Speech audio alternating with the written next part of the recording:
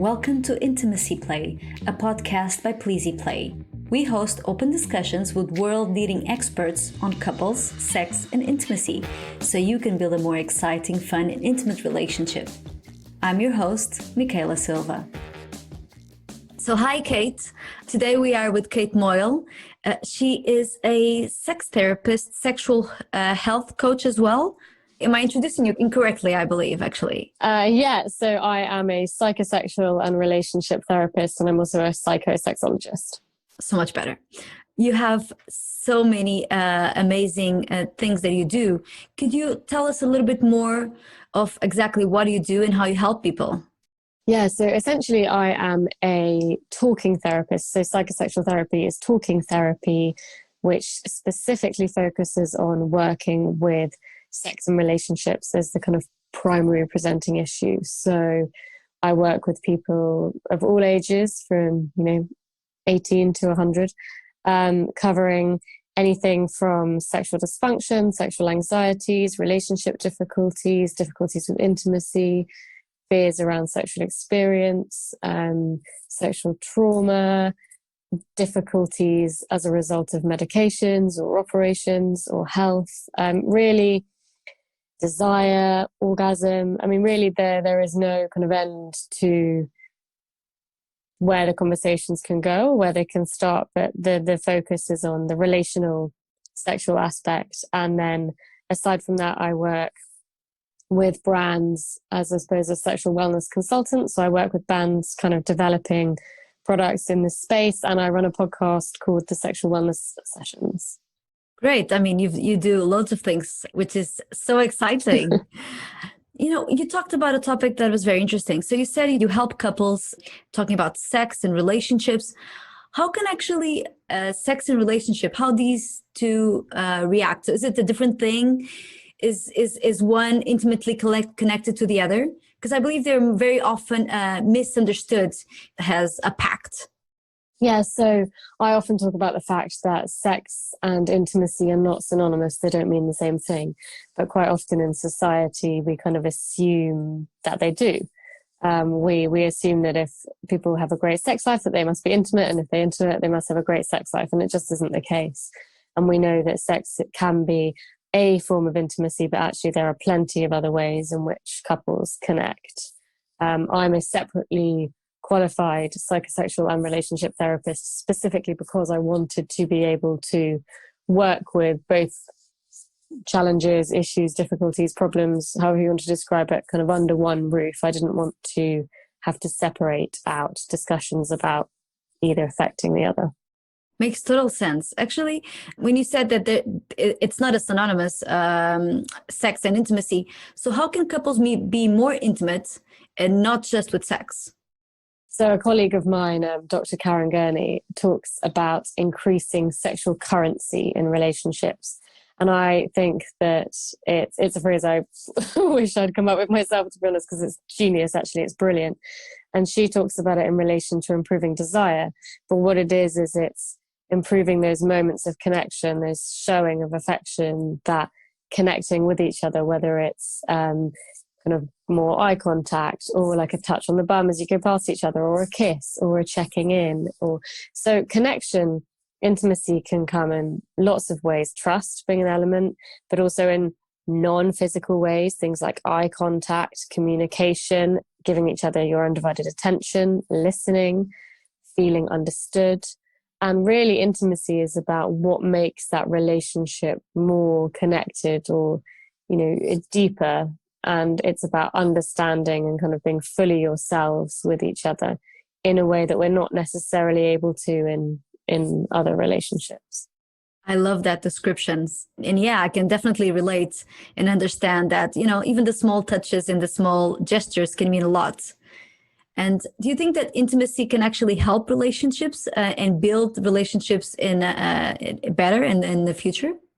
Absolutely. I think intimacy is the kind of core pillar of couple relationships, whether they've been together, whether they've been together a month or whether they've been together a year. And I think that what we understand is it's about connection, and it's something that we're seeing is happening very differently in the modern world we live in because of technology. People connect in other ways. But it's absolutely, I think, at our core as humans, we see that eye contact is important in caregiver baby connections, that touch plays an important role. And so we can understand that it's fundamentally there, since birth. Definitely. And how do you think that mindful sex comes into this? Because you talk a lot about mindful sex and how that can help relationships. Can you help us get through what exactly it means and how it does help? Yeah, absolutely. So when we talk about mindful sex, we're not talking about the act of sex per se being different. We're talking about how we engage with sex as an act being different. So mindful sex in a nutshell is kind of being in the moment, taking the experience moment by moment, and doing that in a kind of compassionate, non-judgmental headspace. So I recently interviewed Dr. Laurie Brotto, who is the head the leader, I suppose, of research in this space. And, what her research has shown is that mindfulness techniques can reduce sexual pain, can change people's experience with sexual functioning. She worked with people who had been through cancer and were trying to kind of recover their sex lives after that.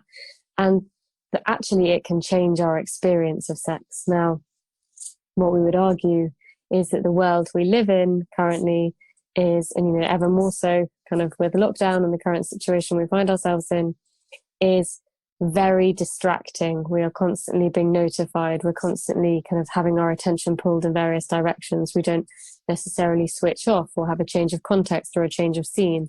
And all of these things prevent us from being in the moment. We've become serial multitaskers without really realizing it. And that can be tricky for our sex lives. Definitely. So how can a couple actually get started with mindful sex? What are very specific tips that you can give somebody that has never tried mindful sex before? Yeah, so the first thing I would say is there's a really brilliant TED talk by Diana Richardson, and she's talking all about mindful sex. Start with something like that, understand what you're talking about as a first step, because it's interesting, like conceptually, but for a lot of us, I think mindfulness is a fairly new word across the last few years, and we're like, oh, what does that mean? It just means be in the moment, but how do I do that? And so understanding kind of how we do that is essentially we are channeling our attention in a particular direction, but without judgment. And when it comes to sex, there tends to be a lot of judgment, a lot of fears about what does this mean? How does this make me feel? What is my partner thinking? How am I feeling? Is this going to work? Does this mean that this person is going to think of me tomorrow? All of this stuff that we have going on. And really, it's about us sitting in the moment and being like, I'm enjoying this sensation. This is feeling good. So a really basic way of trying to connect with mindfulness, at least initially, is using your senses. So running through your senses helps to ground you in the moment, because it is impossible to be fully engaged with all your senses and the experience you're having and also be distracted at the same time. Okay, so if I understand correctly, if I wanted to try this, let's say tonight, could I maybe use a blindfold on my partner and then just allow him to feel the touch? Would that help in enhancing the senses and making sure that this experiences a lot more mindfulness? Yeah, absolutely. So using something like a sensory prop, like a blindfold, can help, because when we shut down one sense, the other senses become heightened. And so particularly if you're someone who, again, might find kind of visual things distracting, so it takes away a way of you being distracted. But it's more about kind of noticing. So noticing, like, what do you see? What do you feel? What do you taste? What do you hear? What do you smell? So noticing, for example, your partner's kiss and the sensation that it is, the taste that it might have, the sound that it might make. So really kind of diverting your attention in that direction. And when we do that and we give something our full attention, essentially what we can do is turn up the volume on the sensations that we are experiencing. But playing with the senses is a very good way of engaging techniques into a more playful sexual experience or style of sexual experience, which can bring about that noticing in a different way. I totally understand. I just think that maybe it's something that's very hard for most people. Like you said before, we are constantly being nudged with notifications. We're constantly thinking about work, about kids. I mean, I love to have a relaxing time in my day. And I would love to actually meditate, but I don't think I've gotten to that point because constantly if it's guided meditation, I'm okay, kind of. But if it's something that it's only for me, I spend most of the time thinking, please don't think, please don't think. Think about something else. So how can we help couples actually exit that scenario where you're saying, focus on the kiss, focus on the sensations, while you're actually focusing on trying to focus? Yeah, no, absolutely. And I think in itself, you have kind of targeted some of the problem, which is we are finding it increasingly difficult to switch off to turn on. And especially in, for example, what the year that 2020 we all know has been, we haven't had a shift of context. There's been no change of scene. We have worked and lived and coupled and parented all in the same space. And so we're kind of looking around and we are looking at the work we have to do and the mess from the kids, and we've not been able to go to the gym, which might be our new normal outlet, or socialize or see friends. And there is no shift in context which can help us to psychologically shift our headspace into a more sexual space. So then it is even more difficult. How do we cue ourselves to get into a sexual space if there is nothing there that we're finding sexy, nothing there that's helping us to feel cued, I suppose. And I think that in helping couples, or recognizing that the biggest thing, and this is one of the biggest things that I think therapy gives people, is permission. So permission to shut the door, put our phones away, turn everything off, and give each other our undivided attention. Now, we just don't do that with the rest of our lives at the moment. We don't really have undivided attention. Most of us are working at home, say on a laptop with our phones next to us, getting notifications on our phone. We've got a child running around, or the phone rings, or the door goes, or social media notifications. And we don't necessarily, there's a blurring of boundaries around the 9-to-5 model of working that used to exist. And that has also leaked into us not necessarily having time out or time off or me time. And then we have to learn as couples to prioritize that space. So to give ourselves that couple time with no distractions, and to give ourselves permission to do that. And that's something that's hard, because although the benefit might be, an improvement to our relationship, or nurturing our relationship, or ongoing work at our relationship, it doesn't necessarily give us a kind of immediate tick box feeling or satisfaction feeling. It might do, but for some of us it might just be a sense of feeling closer, or feeling more connected, or feeling more intimate, and that can be more subjective and feed into our general relationship well-being. It's more of a practice than it is a call a direct act and then results. I understand. But since you're saying that, that is the hard part, actually turning off. To everybody that's listening to us, is there like a 30-day challenge we could tell that people can try and actually tone down and switch off? Because it takes 30 days to actually gain a habit. So could we somehow say, try this for 5 minutes a day, and this will help you switch off, or this will help you. It doesn't need to be specifically mindful sex, but how can we actually help everybody to have 5 minutes a day and switch off, and switch on other things as well? Yeah, I think that there are numerous ways that experts talk about doing it. So I believe it's the Gottmans talked about a 5-second kiss. So, for example, when you kiss your partner, do it with intentionality that it's 5 seconds rather than a quick peck on the cheek or a quick peck on the lips and off you go. So the intention is you let that moment happen. We talk about savoring, which is kind of really being in the moment, noticing everything, enjoying it, a bit like we would a really delicious meal. But I think that the important thing is, if it's 5 minutes a day, it's intention and attention. So, for example, saying to your partner, okay, what we're going to do is when we wake up in the mornings, we're going to roll over and have a hug for a minute before we look at our phones, before we get out of bed, and do the same before you get out of bed, get into bed at night. So those moments of connection are, I suppose, about feeling that you have your partner's attention, feeling appreciated, feeling loved, feeling intimate. And you can do that in a variety of ways. You have to make it fit for your routine. But for me, I love the 5-second, 6-second kiss. And you can do the same, a 10-second hug. It's enough for you to kind of feel your bodies against each other. And it's those little things can actually make quite a lot of difference. And you start to notice how you haven't been doing it for a long time. It's perfect. I actually think, at least trying 30 days, every day, a 5-second kiss and maybe a 1-minute hug sounds a great way to start, turning off and turning on at the same time. I love that. I think another simple thing to do is create some tech-free time. So, for example, no phones on the table at meal times, or we turn off our phones half an hour before bed, or we have one evening a week where our phones go off at 8:30 or 8 p.m. or whatever it is, and we spend the whole evening without distraction, without screens.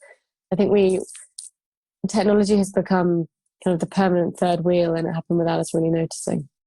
About technology, do you think that there is another type of technology that can actually help? What I'm actually talking about is sex toys. So I know you are a sex expert for Lelu. Do you think sex toys can actually help in mindful sex and in connecting couples one to another? Yeah, absolutely. And we know that teledildonics, for example, and relationships that are long distance can be connected by sex toys. There are a couple of sex toys that can connect people over distance now, which can be synchronized. But again, it's about sex toys can bring in a different element, help couples to mix up routine, experience different pleasure, different sensations. It can add in more playfulness to a relationship. There absolutely is a place for them. And I think lots of people have anxieties about introducing sex toys, but the way in which you do that is really important, and how you communicate with your partner about it is really important. Just because we have all these narratives as well that kind of, a sex toy can replace a partner. They offer completely different experiences, and they can absolutely be used together. And do you have any tips on exactly how to introduce a sex toy in a relationship so that it doesn't hinder the other parts?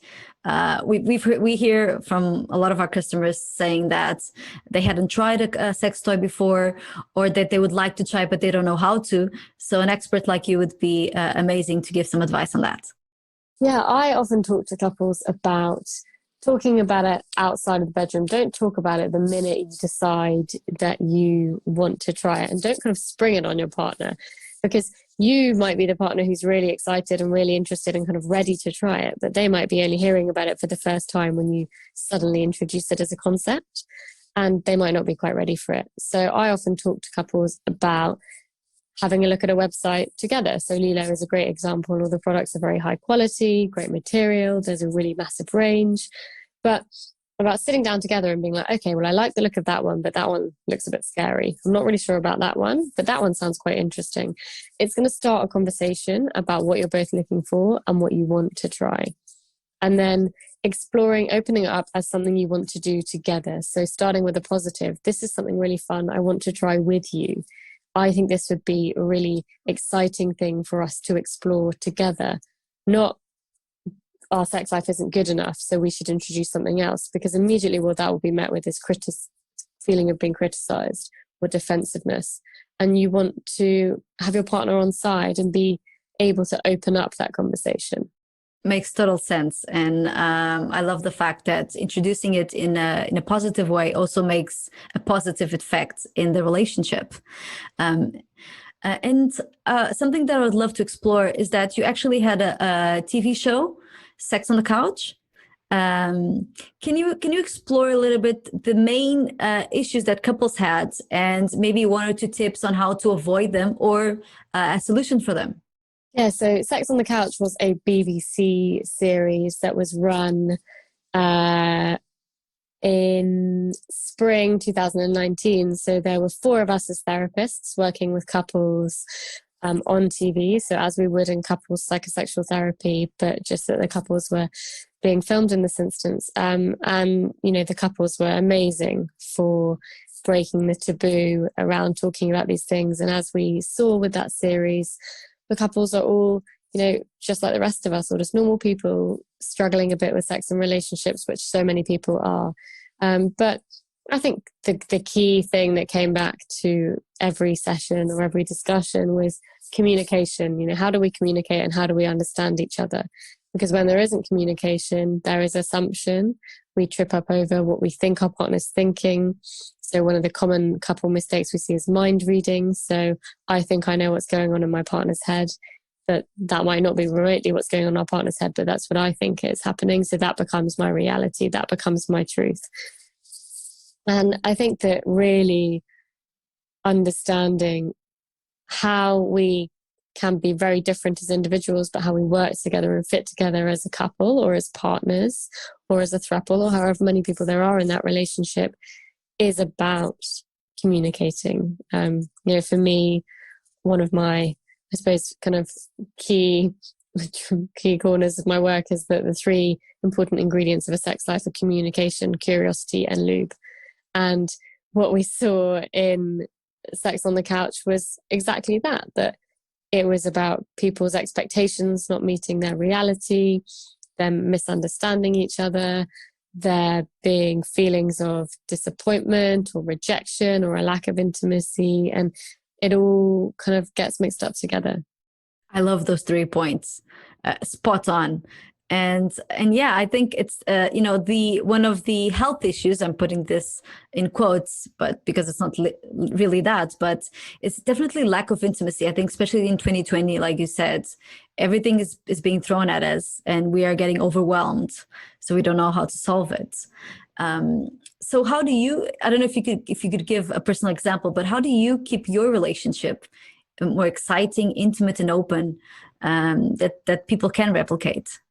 I think it is about communication, really. And, you know, as therapists, of course, we're all, well, I certainly am, you know, hypocritical at times, don't always get it right. But I think that re-establishing contact when you don't get it right is really important, and acknowledging that it's always a work in progress, but that doesn't mean it's always work and it's always boring. Sounds great. And do you think therapy is something that can actually prevent a problem? Because often therapy is seen as a solution to a problem and not as prevention.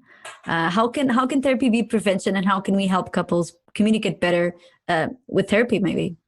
Yeah, I think it absolutely can be prevention. And, you know, I've absolutely worked with couples before who are coming in, recognizing early on that there is a bit of a problem or something that they are misaligned about or something that they want to talk about, or they're future proofing. And we can work together. It's kind of different work, but there's no reason that it's not very effective for people, because what you are preventing, with it being preventative, what you're preventing is there being a problem and then all of the associated difficulties that come with there being a problem and the repeatedness or the cycle that goes with that.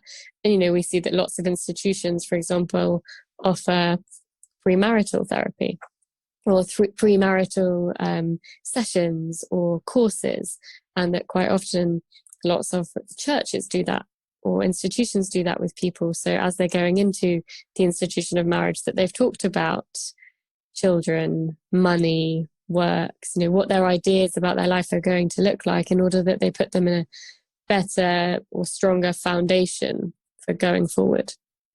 So I think that's something that's not new. Thank you so much, Kate. I mean, you've given us so much to think about, to act upon. So 5-second kiss, 1 minute hug every day for 30 days. I challenge everybody to try this. I'll do it myself as well, because I think it will definitely help improve, even if you don't think you need to improve your relationship. I would like to actually to tell everybody, if you want to know more about psychosexual and relationship therapy, to follow Kate Moyle and just get to know a little bit about yourself and about your other half better. Kate, I would like to ask if you want to add anything to our conversation. I would just love to say, if people want to know more, that my podcast, the first series, is just finished. We have been talking about everything from desire to mindful sex to erectile dysfunction to infertility to being more sex positive. And each episode is a different interview with a different expert. And for me, sex education happens across the lifetime. And so if there's anything that you are curious about, there are so many great resources and experts now to learn from. Perfect. I've already subscribed, by the way. So thank you. Makes total sense. And that was Intimacy Play. We hope you enjoyed it. To find out more about Pleasy and how we can take your relationship to the next level, visit pleasyplay.com. Then also make sure to search for Intimacy Play in Apple Podcasts, Spotify, or Google Podcasts, or anywhere else podcasts are found, and click subscribe so you don't miss any future episodes. On behalf of the team here at Pleasy, thank you for listening.